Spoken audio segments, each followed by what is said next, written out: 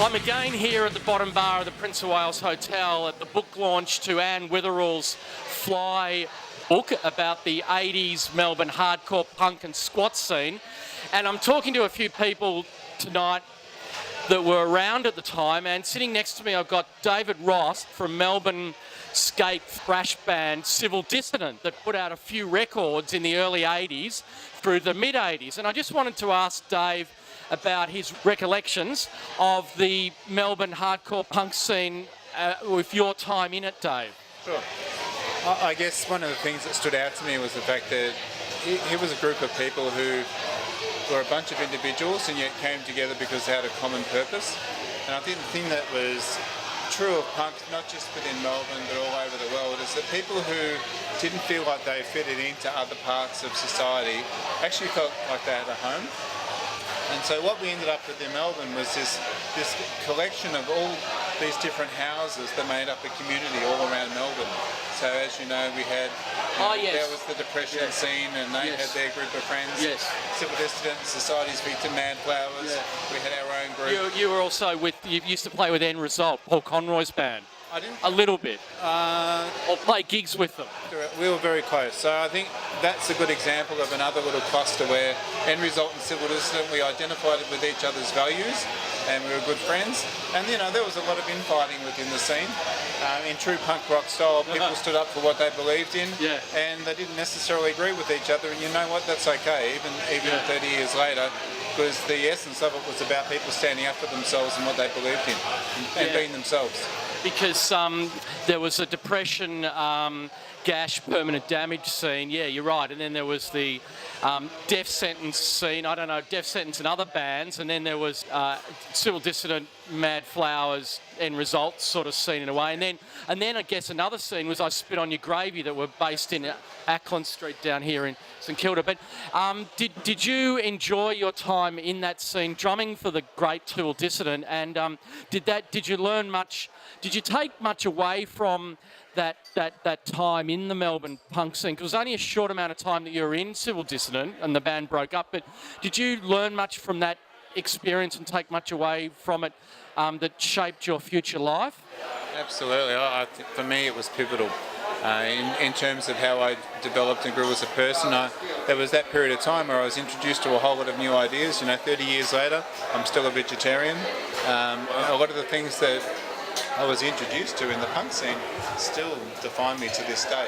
I still question things. I still look at things differently than what a lot of people do that I come into contact with. And you know what's special, fellas? 30 years later, all the people that I connected with around the world, because I got to travel and see lots of bands around the world in the mid-80s, we're still friends. The connection that was really strong then is just as strong now, because what we had back then was so special, and we realised how it's really translated through our lives, irrespective of where people have ended up. Yeah, and let's just quickly talk about one of the songs that I remembered quite vividly from the band Civil Dissident, Memories of Menzies. Just tell us about that song. I think the whole idea of, Matt wrote the lyrics, so he's probably a better person to ask, but essentially the idea is that, politics and the way that, if you look at what happened with the White Australia policy, it's not that long ago. We're a very bigoted country, and I think the idea there is to say, let's look and remember it and what happened there and make sure that we don't make those same mistakes. And just one final question. Civil Dissident were influenced by American hardcore thrash and American skate music. I mean, one of the only two bands in Melbourne in the early 80s that were influenced by that type of music, from my recognition, was really Death Sentence and Civil Dissident. I mean, and that was okay. I mean, you still had Australian lyrics like the song Memories of Menzies, but you were influenced by, Minor Threat and the Discord records label and that. I mean, was that your first love when Civil Dissident formed? And you put an Australian bent on it and you had Australian lyrics, but were all the members of Civil Dissident influenced by Discord records and what Ian did in Washington, DC, as far as in the very late 70s and early 80s? To a small degree, I have to say yes, because Minor Threat were a huge influence on bands around the world. But I think with Civil Dissident, the thing that made it unique is we had people from all different experiences. Like We had Wayne, who came from a rock background. Tracy had played in various bands, underground bands within Adelaide.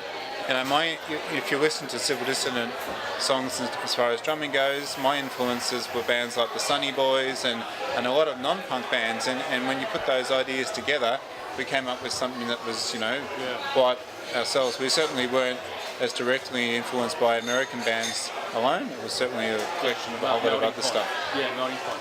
Yeah. All right. Okay. Well, it's been great to talk to you, Dave, from the mighty Civil Dissident, and I know that over the years... We're not a skate thrash band, okay? Sorry. We had a song called Don't Label Me, and that was one of the earlier songs, and it didn't matter. Like, we just played punk music, and the thing about punk music is that it evolved continually. And when, I don't know if you've seen the US Hardcore movie, and that really talked about the style of music that came out of the influence of Reagan and economic depression in the US and so on. The energy and the speed really influenced. And we liked that energy and that style.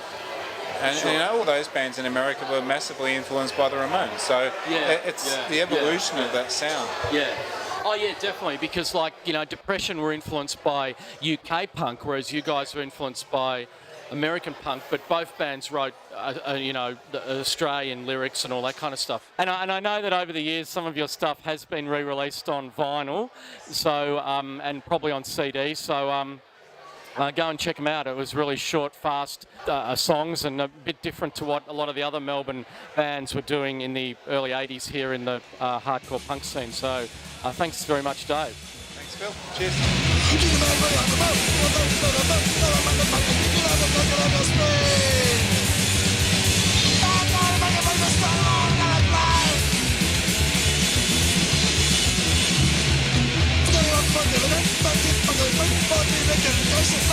Fucking